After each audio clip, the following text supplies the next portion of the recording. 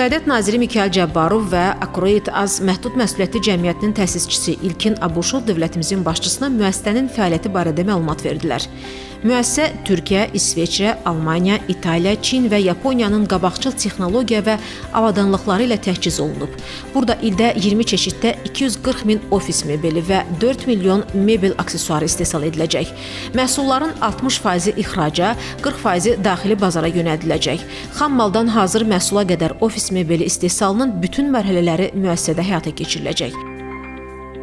Layihənin ümumi dəyəri 20 milyon manat təşkil edir ki, bunun reallaşdırılması üçün İqtisadiyyat Nazirliyinin tabeliyində Azərbaycan Biznesinin İnkişafı Fondu tərəfindən 7 milyon manat güzəştli kredit verilib. Müəssisə həmçinin işğaldan azad edilmiş ərazilərdə sahibkarlar üçün tətbiq olunan güzəşt və stimullardan yararlanıb.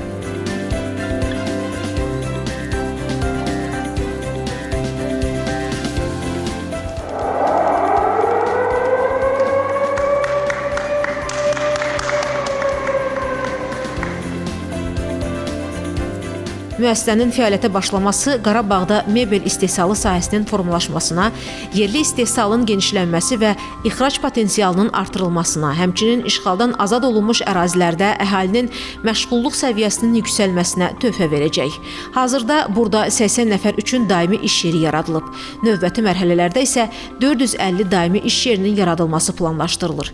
Qeyd edək ki, işğaldan azad olunmuş ərazilərdə dayanıqlı məskunlaşmanın, özəl təşəbbüslərin stimullaşdırılması, investisiyaların cəlbi və əlverişli biznes mühitinin formalaşdırılması dövlətin əsas strateji hədəflərindən biri kimi müəyyənləşdirilib.